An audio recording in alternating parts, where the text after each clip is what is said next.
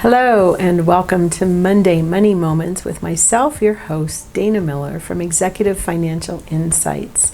And today we're going to get a little technical, so I want you to bear with me, but it's worth it.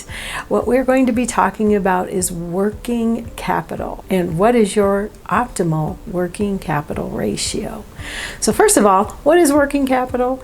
Working capital is basically the amount of money that you have to operate from on a month-to-month basis.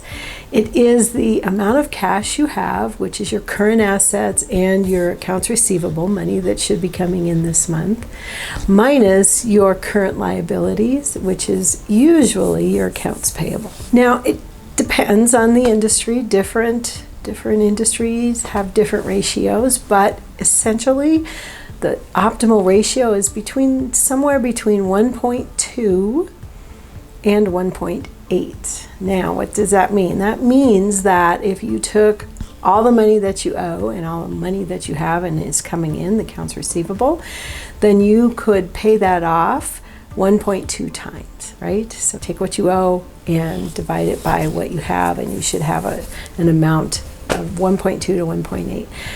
1.8 can be considered high. It means you've got quite a bit of cash.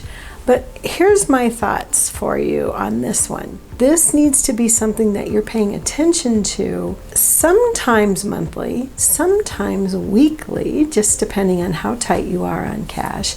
But you also want to take a look longer term, because you want to make sure if you've got any big cash outlays coming up, like you're purchasing some fixed assets, or you have a term debt that's coming due, and you want to pay that off.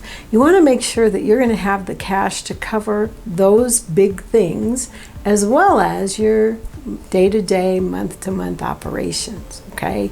So that's working capital for you. Now, I want to just make sure that you've got this in mind as you move into the end of this year and starting into next year, because there's going to be some big opportunities coming your way through the ARA funding, and with people getting back from the pandemic and getting back into the swing of things. And for many of us, we're already seeing the need for services has gone up quite a bit, and we want to make sure that we're in front of our working capital so that we don't get caught off guard and not have the ability to meet the needs of those we serve. That's what I have for you this week. I appreciate your time. For more resources and tip sheets, you can take a look at www.executivefinancialinsights.com. Thank you.